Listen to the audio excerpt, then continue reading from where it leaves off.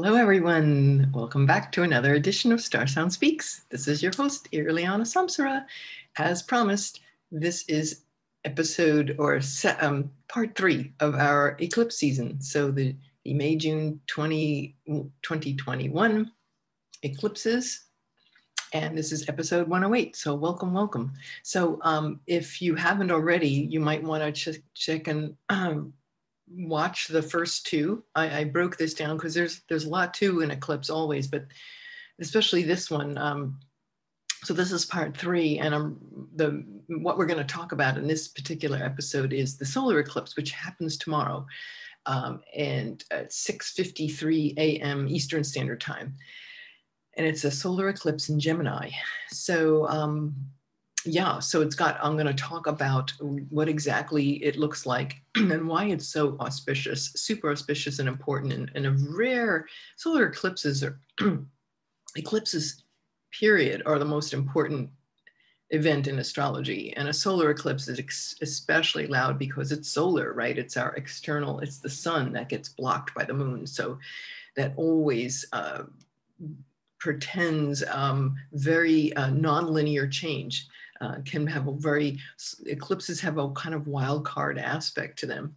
But this one, I'm going to explain exactly with the planetary placements, why this one is even more auspicious. And so we'll go through that. I'll walk you through that.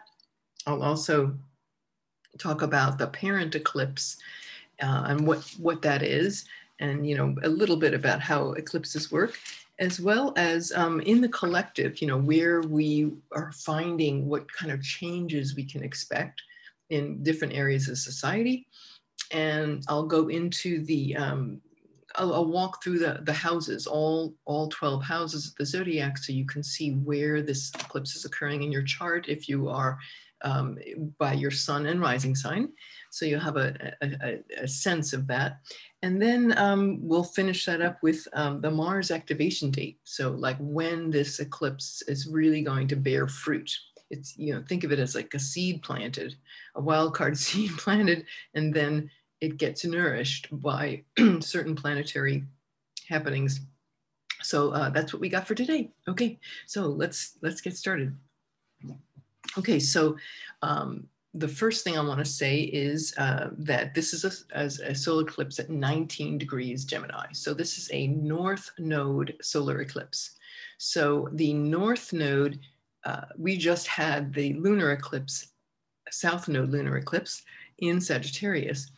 And the North Node, by contrast, is about embracing where we are being moved to evolve the collective. So when the nodes shifted into Gemini and Sag a little over a year ago, last May of 2020, and they typically stay for about a year and a half in a pair of signs, and then they move backwards through the zodiac. The nodes move backwards. So starting in November, we'll start shifting into the Taurus-Scorpio axis. So I'll of course be talking about that at another point, but they slowly move through the zodiac. So it takes 18.6 years for an eclipse to return to that, for example, right now, Gemini and Sag. So the last time we had this was in 2000 with Gemini North Node eclipse, Sagittarius South Node was in 2002, 2003. And then before that was about 1984. And before that was, we just keep going back in time at 1984, and then 1965, 1946, 49. So you go back in time like that. So what's really fascinating here with all of the eclipse, what this eclipse can provide us, we want to look at that. So obviously with a North Node eclipse in Gemini, this is about embracing change and moving and embracing, whereas the South Node is about a letting go or a decay or an aging or a falling away of energies. And so this is when we let go of the way things, you know, a stiff dogmatic belief in, and the powers that be holding sway over like one narrative, you know, or morality or such, or the courts or legal matters. This is all Sagittarius stuff. What happens when that gets, when old ways of being fall away that were very fixed? Well, we have the North Node in Gemini is where we are being asked to go. The universe is saying evolve in the direction of changing one's story, opening ourselves up to diverse ideas, diversity, being fluid. When you think about Mercury, Mercury is quicksilver, right? And all those chemists out there. So what is that? It's fluid, doesn't have a shape. So it takes on the shape of whatever environment it's in, right? So these eclipses, the North Node eclipses are saying, get off your high horse and change. It's very easy. You know, give up your stories about how it has to look or be, and embrace change, and, you know, and really experiment and be out there, like get your hands dirty, you know, and really engage in new ideas, new thinking, new attitudes, new information, let in new facts and data, maybe data that you didn't know before or weren't open to. So especially with Sagittarius, the South Node eclipses, you know, it's Sagittarius rules organized religion and spirituality. So these eclipse cycles are definitely have people calling up, maybe changing what they believe in, and maybe their religion or spiritual path or no path. You know, it's just a matter of, it's about belief systems, and where they are getting a very non-linear interruption, right? We interrupt this programming to bring you a solar eclipse. And as my wonderful mentor, Renee, told me many, many years ago, she was a brilliant writer. And she used to say that eclipses bring forth magical, nonlinear, magical, incongruous, nonlinear change. So I just love that. And so I'm just going to say it again. Eclipses bring forth magical, incongruous, nonlinear change. So there's that wild card aspect. You know, it's non-linear. Now it's interesting because Mercury is always about linear, right? Rational thinking and facts. But the funny thing here, the cosmic joke here, is that an eclipse regarding all of our rational, you know, minds, it's getting stirred up. Why is this one really very much auspicious in this manner? Well, we're going to be talking about that. I can tell you right now, if you give me a nickel. Anyway, let's see. So why is this? Well, Mercury, whatever this is, it causes in 19 degrees of Gemini. Gemini is ruled by Mercury. Mercury rules both Gemini and Virgo, and Mercury is that planet of communication and ideas. And Mercury is the one who moves quickly, busyness and all. So the fact that Mercury is what you call the Lord of the eclipse, right? The ruler of this eclipse is Mercury. And look at Mercury's condition. Very interesting. For this eclipse, Mercury is not only retrograde, which means it's in apparent motion, is moving backwards in the sky, but it's also cazimi. So that term cazimi means that it is aligned with the sun, close to the sun. And why is that important? Well, it's very important because when a planet is cazimi, we call it like being in the throne room, or I like to say the throne room of the king. If you think of the sun as like the solar figure, this bright, blinding light, and coming into that throne room is pretty amazing. If you had a private audience with the king, you would very much, as you approached that room and the light was flooding you, you know, you lose your identity, right? You're overcome by that energy, that big aura, right? But under the beams, as we say in ancient astrology, under the beams of the sun, losing its identity, not an easy place of, not very fortuitous for a planet when it's under the beams. However, when it gets right to within a degree of and there's differing points of view about exactly degrees in minutes, but figure around 1 degree. That is, I believe that is where, let me look up this thing real quick, pull up my eclipse chart. Yeah, the sun is at 19 degrees, Mercury is at 20. So that point, that cazimi is really, it's quite important because Mercury becomes empowered with it being, when you think about it, if you, I think of like Moses on Mount Sinai, you know, he's standing right there and this big shaft of light comes down and you know, he's getting the 10 commandments, right? Big download. So this is definitely an opportunity for a cosmic download like no other. With Mercury being the Lord of the eclipse, happens to be retrograde, which means he's moving, or it is moving in the same direction as the sun, primary motion. So it's more about, less about the busy 3D world and more about a cosmic, you know, you could say even telepathic communication, very, very deeply profound with insights, maybe even prophetic. So more of the divine qualities of communication, and certainly being, and then on top of that, you know, being cazimi with this, with, which means, right, I'm in the throne room of the sun. He is definitely getting a cosmic download. So I would imagine that people who may be disillusioned with their beliefs or demoralized by any kind of beliefs they've had about whatever, especially their spirituality and such.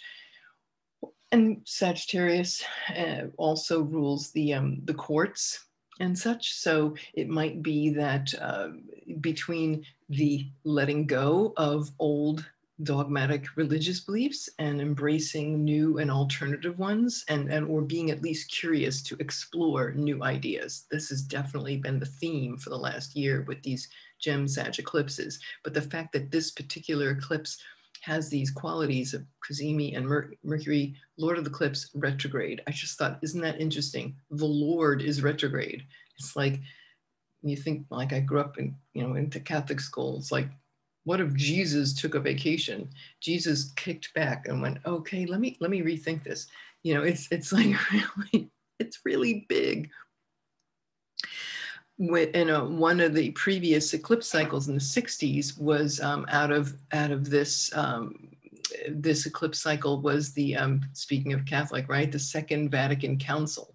So again, a lot of reform and a rethinking of religion and how things are shared, right? It went from Latin to English. I remember talking about that in the previous, so go back to that previous episode and you could hear about that. I think it was an episode, the first part 1 of this eclipse series. Anyway, but that is very, very important to look at that condition of Mercury.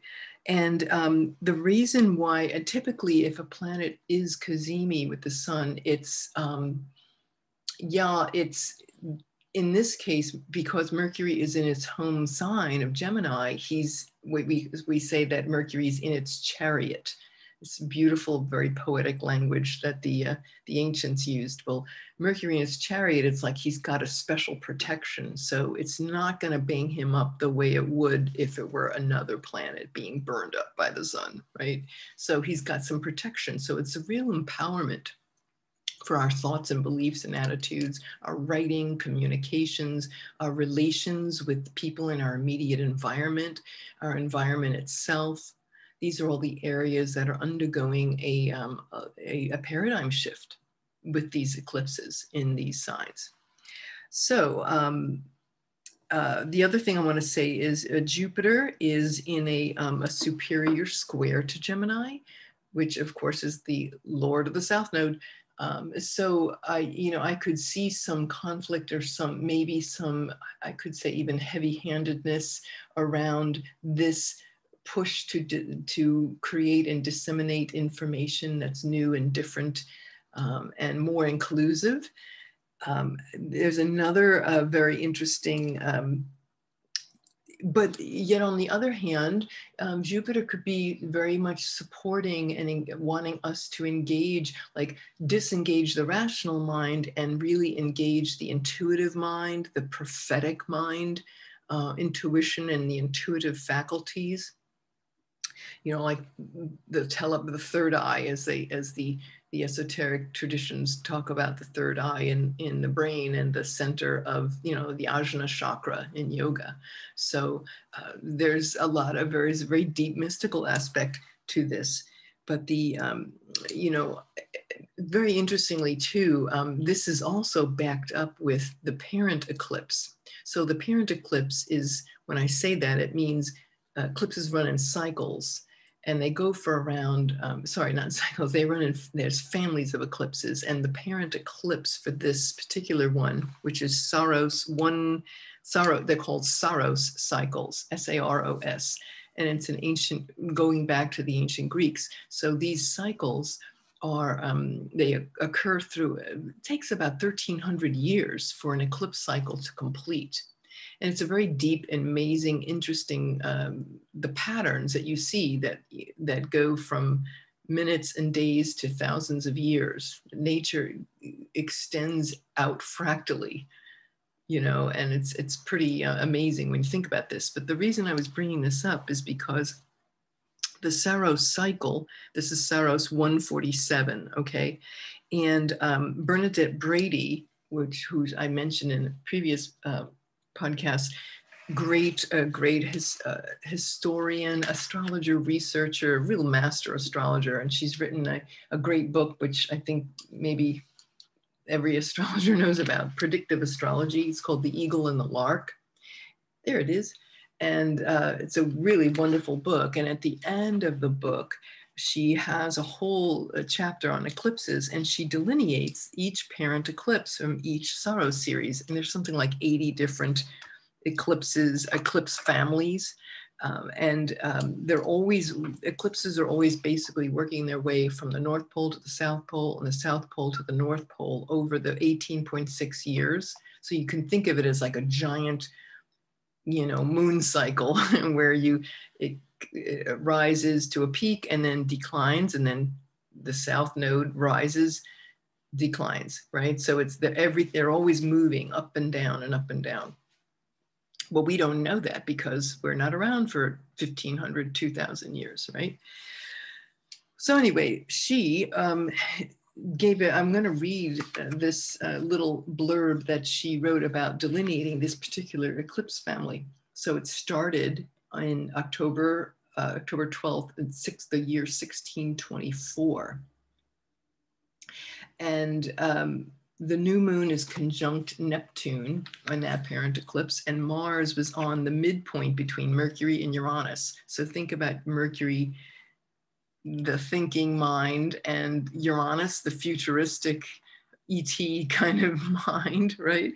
The Mercury-Uranus midpoint. So she said that this is, and I quote, a very unusual Saros series involving sudden flashes of ideas that seem to have a psychic or unconscious flavor to them. Hunches, visions, prophetic dreams are the essence of this family of eclipses. A truly creative series which should leave the individual enriched. The ideas or hunches which come from this eclipse can be acted upon. And then the years, in the last 100 or so years that this eclipse cycle happened, was the year going back, let's see, 2003, 1980, well, I'm going back in time, 1985, 1967, 1949, 1931, 1913. So when you think about, okay, look back in your life, what was going on in those years? What do you recall was happening in your life?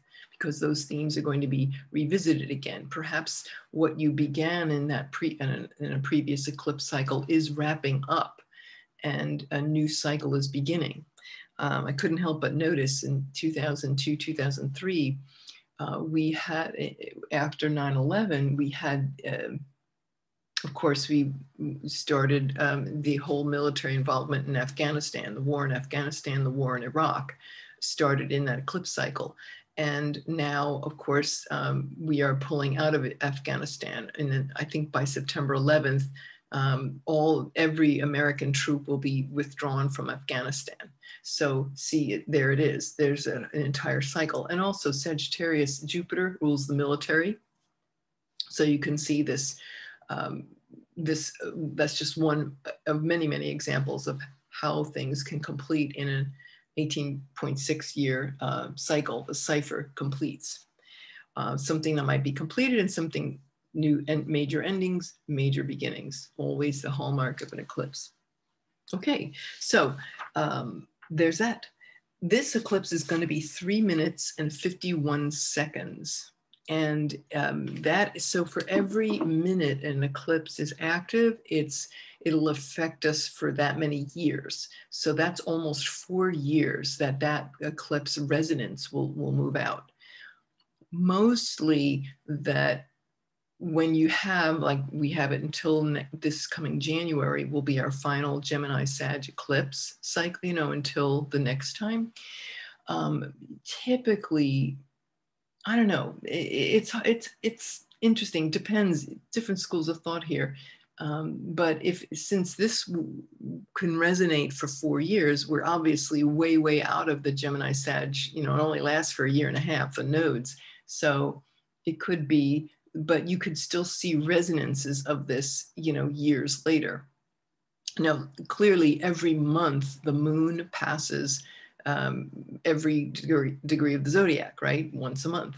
So you might want to pay attention next month when the moon reaches 19 degrees of Gemini, which is the eclipse, because we'll get like a little whiff of the eclipse themes, but just a whiff, right? Because it'll pass every degree, it's only a matter of hours that we would get that whiff. However, we look at when Mars is going to activate that eclipse point, because Mars is the planet of action, and that you'll see more clearly, and it doesn't take forever. Sometimes it takes a couple of years if it goes retrograde. This year, Mars is not retrograde, so we'll be seeing this. I might as well talk about it now. I was going to talk about it later, but hey, whatever, we're on the subject. Mars is going to be, let me see, where did I put that activation thing? Oh, where did I put that? What? Mercury stole it? The little thief. That little thief. Where did it go? Oh wait, hold on. Let me go find that thing.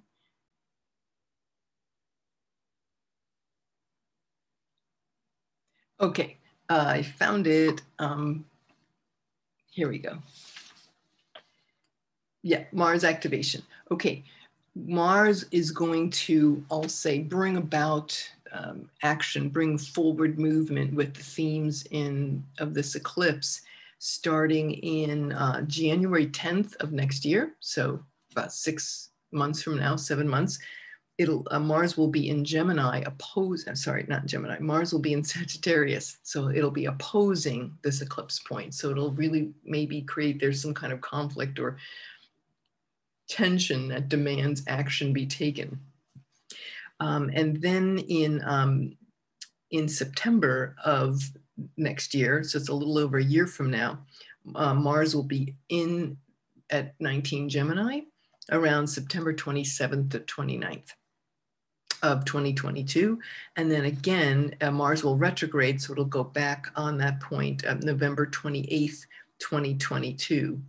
So these are very important dates that you might want to look at, because whatever's going on in your life, there'll be breakthroughs, breakthroughs, things that become available when Mars hits that point. I will also mention, because it is so important, that December solar eclipse, to just jump over to that one for a moment, the one that happened last December 19th, the solar eclipse was at 23 degrees of Sagittarius. And I bring it up because 26 degrees of Sag is the galactic center of the Milky Way, which is sometimes called like the whistleblower point. It has to do with great revelations, truth, when you think about cosmic truth. And the Mars is going to conjunct that eclipse point in the middle of January of next year. So January 14th, 15th, and sometimes you see it several days ahead. But just to, again, put that on your calendar. You'll see things opening up, perhaps truth coming out of a cosmic nature, or just, it could be investigative journalism. It could be the justice system. It could be, legal matters, lawyers, the law profession. Maybe there's paradigm shifts in law. If you're a lawyer, you definitely want to take note of that. And certainly religion, morality, all of the things that Sag rules. So I'm bringing that up because Gemini and Sagittarius being on the polar opposites, we look at both sides in an eclipse. It's that dance between the two sides that is, the most important thing to examine. Let's see. Interesting about where, where this eclipse is occurring. So we know it's about almost 4 minutes in length, the peak duration, and it's going to be seen in the north partial, you won't see the full solar eclipse in the Northeast United States, but Boston, some of it will be seen maybe 60% in Washington, DC. But we do have, let's see, I'll pull that up really quick. We've got New York, it'll be around maybe 80%. Boston, New York and Boston, Albany, New York, Philadelphia, that area there, that you're going to be seeing most of it, but the fullness won't be, it'll be around 80% in around Toronto, Ottawa. So Quebec and Ontario Eastern Canada, and points east like New Brunswick and such will be seeing more of the eclipse, but it'll pass over the North Pole. So it'll hit cross the tip of Greenland, the fullness of that. So the tip of Greenland and the North Pole. Well, I bring that up because, it's understood that wherever an eclipse, whatever part of the world an eclipse touches, that area will be highlighted. So it going over a particular country, the affairs of that country will be brought to the fore. Well, the fact that this one's going over the North Pole, it gives us pause because, of course, that's been in the news a lot with global warming and the ice sheet melting. And only 7 days ago, very interesting, there was information came out around the polar ice sheet in the north of Greenland, and I will read you this. There's believe it or not, shocking levels of mercury were found leaking from Greenland's ice sheet. And there was only a few days ago. So this news and information came out in the middle of the eclipse cycle. So there's a revealment, right? We didn't know. Interesting, right? What a cosmic occurrence. It's Mercury they're talking about. So Greenland's ice sheet has been melting. We've heard through this years, there's chunks the size of Manhattan. One of them was the size of, I don't know what, Rhode Island, Manhattan, these really big chunks of land that have been falling off because of global warming. But anyway, this study was just published in a professional journal, and he said that the Greenland ice sheet could be a source of mercury, which is of course, that's highly toxic, that can be deadly to humans. They found, quote, extremely high mercury yields. And so it's a very complex reality in the Arctic, but it's made even more complex with the discovery of this mercury situation. And because it's already rising sea levels, the permafrost, and higher rates of global warming. So they don't know exactly how and why that is there. It's still being worked out, but certainly very shocking news, right? Coming out around Mercury and Greenland. But I would think that with, again, Mercury being Quicksilver, right? It's all about dissolution. So the Greenland ice sheet dissolving, and then again, that's square with Neptune, which I haven't even talked to you about. But Mercury in this eclipse is squaring Neptune. Well, Neptune, hello, Neptune in Pisces in its home sign, water sign, news about water and the dissolution of ice, right? In becoming part of the oceans. And so this, does not bode very well. It's definitely a challenge. But anyway, that's interesting that that came up during this eclipse season. So I would think that Iceland, Greenland, and the North Pole and the Arctic sheets melting would be definitely one of the main areas of concern and interest for this eclipse cycle, given that this is, all going on at this time. So let's see. We might even get some information, like Bernard Brady was saying, that this is sudden flashes of ideas. So maybe there's a solution. Maybe the solution is coming from a place that was previously unknown to us. Maybe we could get some cosmic download about how to deal with this, or any other event or thing that comes up for us with this eclipse cycle. That's one of the things that Mercury and Neptune square can do. So let's talk a little bit more about that, and then we can go through the zodiac. Okay, so, this Mercury squaring Neptune, of course, sometimes your mind goes to the worst, right? Oh my God, the news is we're not getting the full story, or we're getting deception, right? Because if you look at the shadow part of Mercury and Neptune, well, Mercury rules thieves and con artists and thievery and deceit and stealing. And Neptune can be fraud and excuse me. Let me get a sip of water. Neptune rules fraud and deceit, criminal activity, hidden, secretive pursuits. So you put them together, and maybe there's a con job going on, but it's so covered up, right? With the Mercury, Neptune in an overcoming square, the energy of Neptune, it's like throwing a fog over some illicit activity, or maybe facts that are being confused or clouded over, right? Mercury with his data collecting, it's like there's some secretive thing about that. When I think about the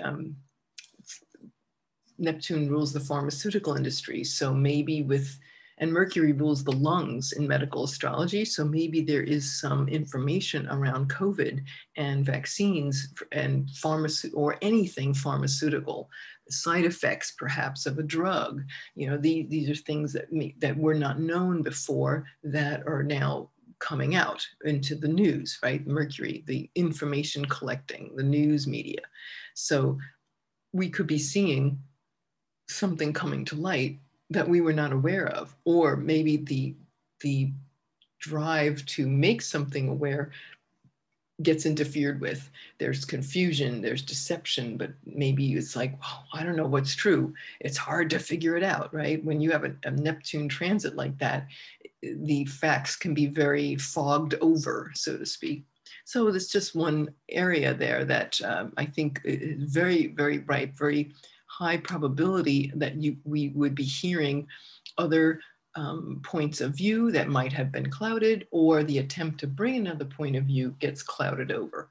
So either or both, right? So these are possible ways in which that can play out.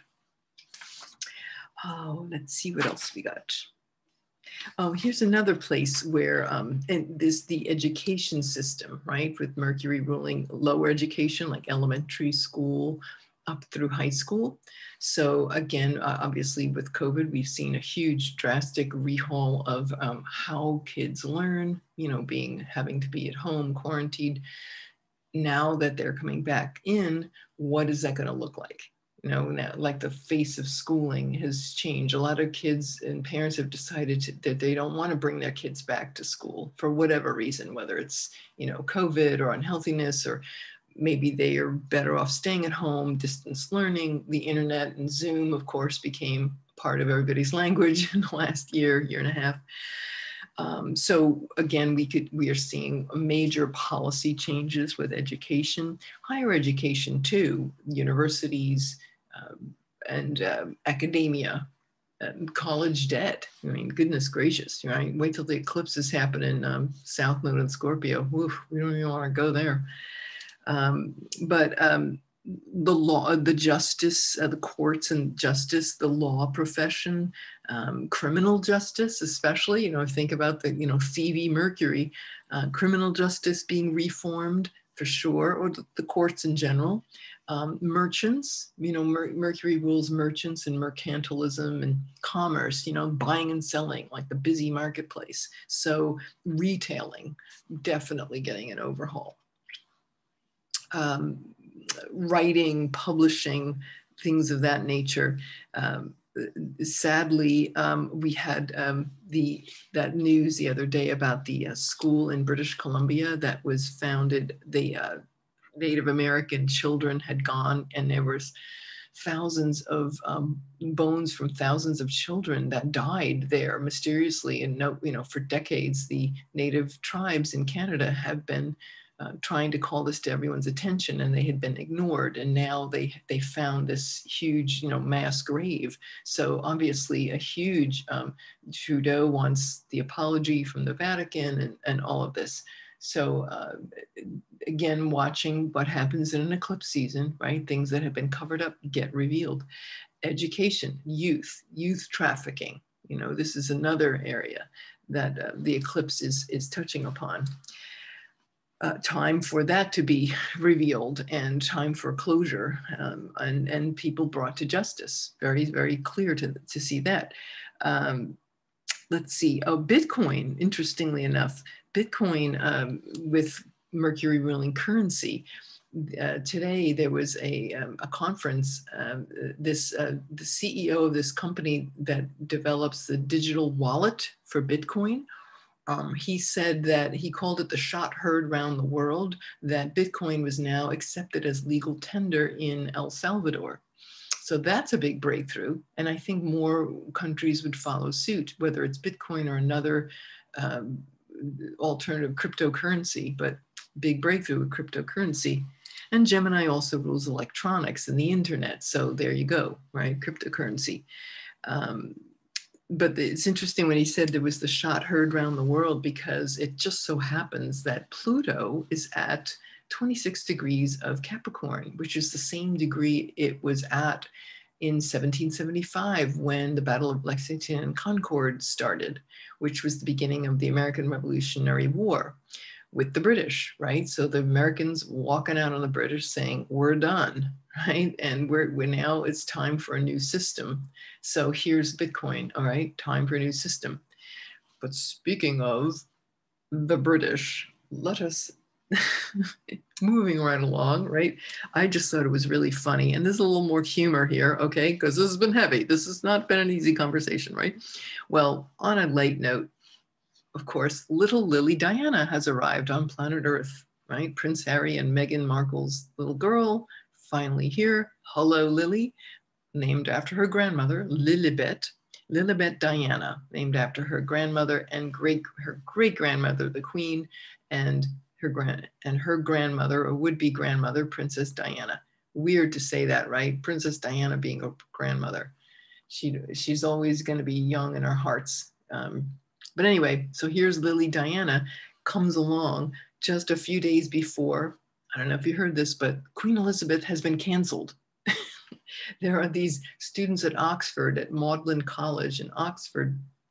They removed her portrait from the common room, and they said, this represents colonialism. And remember what I said about David Rose of Schitt's Creek, right? This, right, the previous podcast episode, this doesn't work. This has got to go. And so they took her picture down, and they're saying, we got our picture in other parts of the campus. It's just that this is a common room, and we want everybody to feel safe. And they've got students naturally from all over the world, and some of them are from third world countries and former colonies of Britain. So they took her picture down. I just thought that was so interesting, because here we are. Oh, by the way, it was an American American student at Magdalen College in Oxford that was behind this. So there it is, the Americans dealing with the British, right? You're done, you're out, you know, and here we are 200 and something years later, boom, you're done. And then little Lily Diana, she arrives in Santa Barbara, California. So here's this Brit, expat Brit, right? You know, oh, okay, you know, one parent born there, but now we're a foot in the new world and we are free of the old, crusty old monarchy. So the queen got canceled, Lily Diana arrives. Who doesn't? We got a very interesting eclipse season here and looking at the cosmic symbolism of it all. All right, so, and I have to say one other, and this is very interesting, another, a more engaging article than that really downer story about the shocking levels of Mercury. Let us look at another aspect of Mercury. UFOs. Okay, I've talked about that before, but today, what has just been discovered, I don't know if you heard of the news, this telescope in British Columbia, Canada, has detected hundreds of mysterious radio bursts from faraway galaxies. So they have no idea where they're coming from or why, but they're getting all these hundreds and hundreds of radio bursts. They're unexplained. Well, of course, it's unexplained. And they're looking beyond the galaxy for answers. But there were more than 500 observed by scientists using a very special antenna that's in the Okanagan Valley of British Columbia. And fascinating, they are thought to travel to Earth from hundreds of millions of light years away. They don't understand completely the phenomenon, but again, there it is. You know, what might be driving this? Who is, you know, what's behind all that? It's definitely looking at that. But one of the people quoted in this article was a Harvard scientist by the name of Avi Loeb. And he said he wasn't involved in the study, but he speculated last year that maybe aliens could be behind these high bursts of radio waves.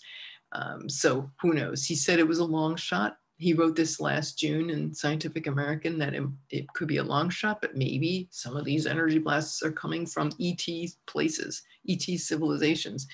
Well, if you remember the last eclipse we had in the November-December eclipse cycle last year, what happened? Remember that big silver monolith that appeared in the desert? That was during a Mercury, a Gemini, it was the Gemini lunar eclipse. Between that and the solar eclipse in Sag, what happened? That mysterious monolith, and it appeared in different places around the world, but it also disappeared. I had to chuckle because it was only for a few days, the silver monolith in this very remote part of somewhere in the American West, I don't remember where, but it was Red Rock country. And then it disappeared.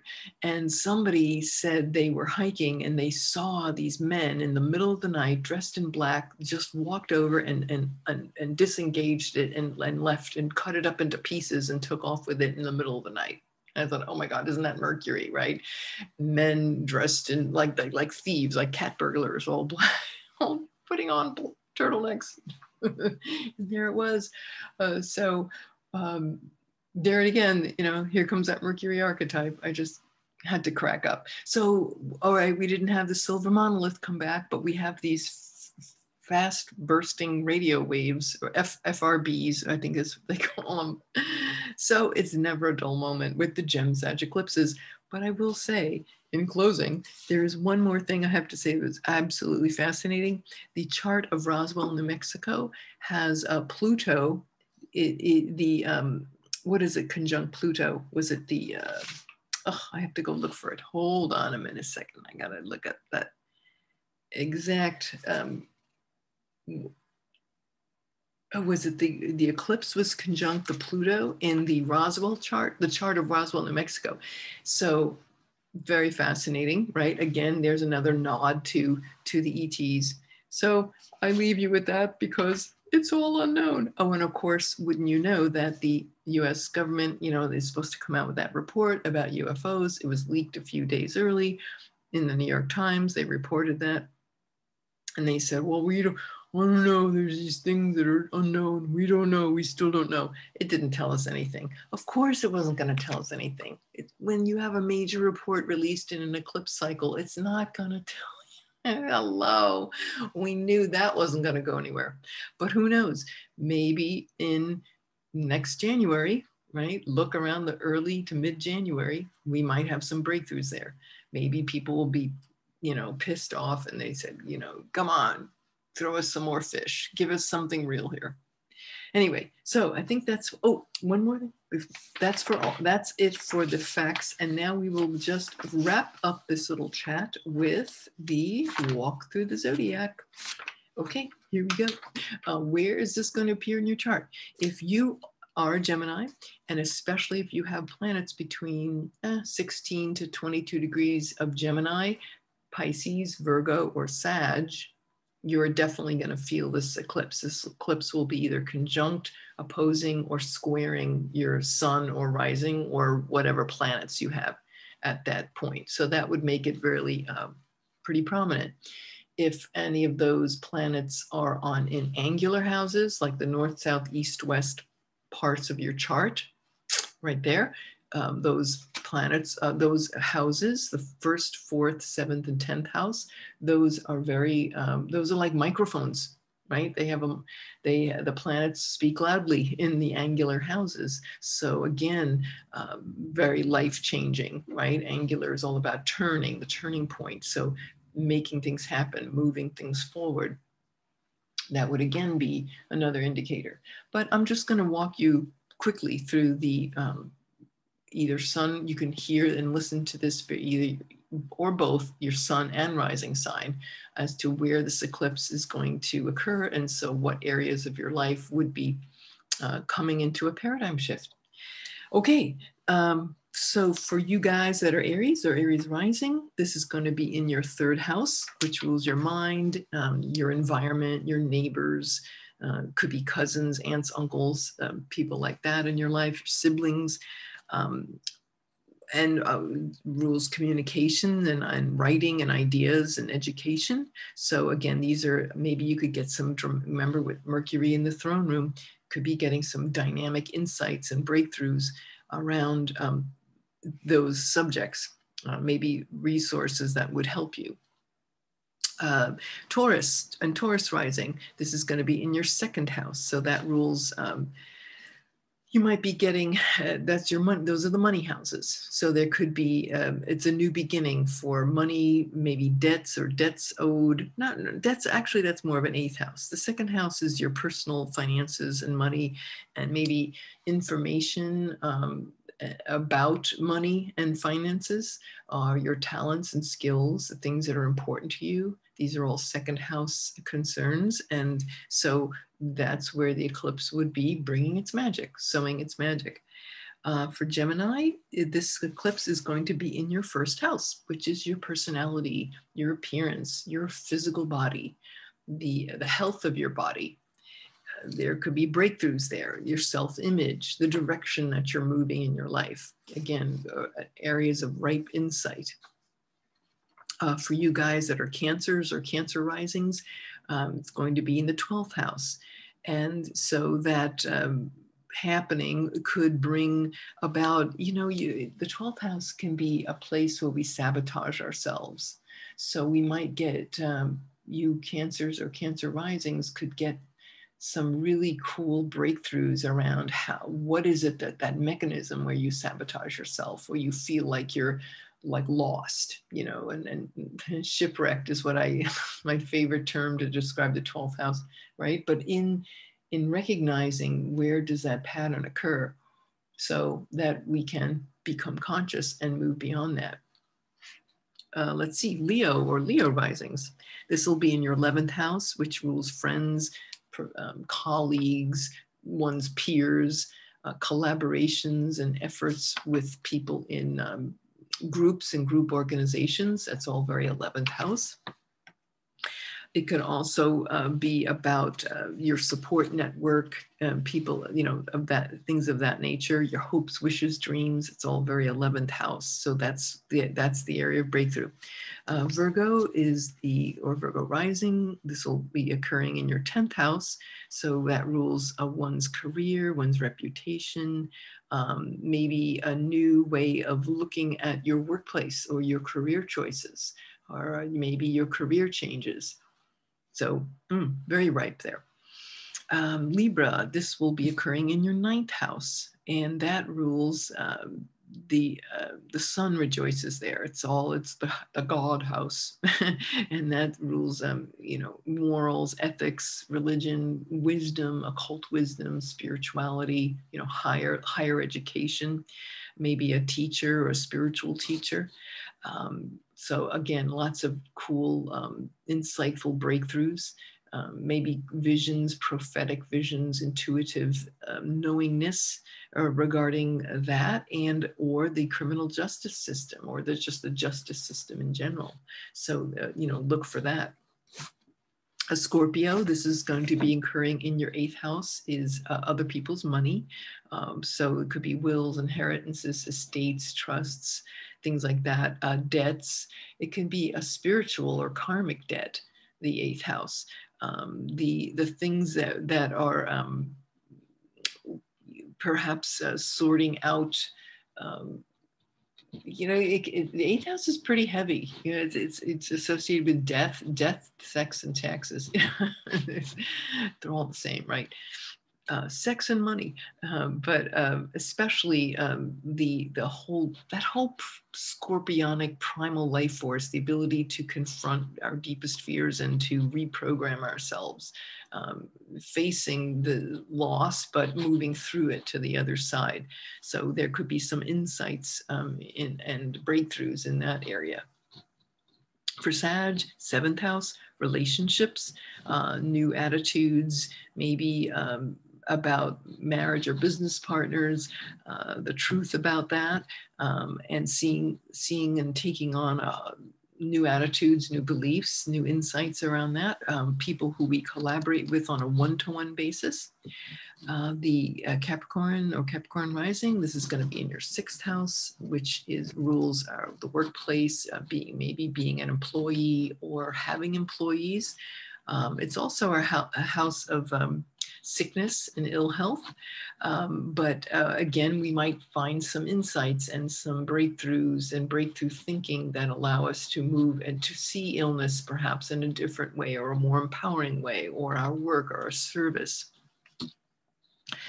For you Aquarians or Aquarius risings, this is going to be in your 5th house, which is very much the house of love and creativity, romance, sexuality, risk-taking, boldness, courage, creative passions, creative projects. It also rules fertility and pregnancy and kids and your kids or having kids. Who knows, if you might be, some people, that might not be good news, but you could have a surprise pregnancy. I don't know. These are all very insights and breakthroughs and things of that nature that are the potential there. And the final one is Pisces. So good old Pisces, this eclipse will be happening in your 4th house. And that rules one's roots, one's family, the family home, genealogy. We think about parents. So again, maybe some breakthroughs there around our families and our family life and our home and our roots. So that's about it. I think I've covered everything. I hope that you have found this information useful. And as always, it is a joy. And I would say too, in closing, remember that you don't want to be jumping. Lots of insights happen. You need time. Give it a couple of weeks for all this to settle after the eclipse. So 2 weeks before the eclipse season, so it would have been early May, to 2 weeks later, which would be the end of this month. That's a long time. It's a 2-month period where it's very, very deep and rich, and this whole big paradigm shift occurring. So give it time to settle down and before you go back to your normal routine.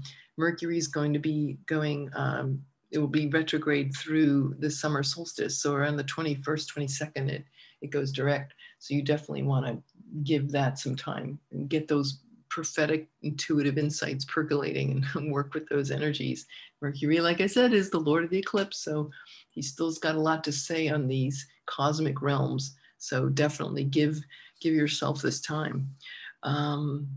We're going to be talking, I'm going to have Irlianna is coming back. Yay, in our next episode, we're going to be talking about Lilibet's chart and all the cosmic connections that little kid has. I think she's just definitely going to shake things up. But we're going to hear all about that from Irlianna. I know how much we just love her. I get so much lovely fan mail that I always forward to her. Anyway, there's that. And I'm also going to be talking at some point, not that episode, but Mars is going into Leo after 6 weeks in Cancer.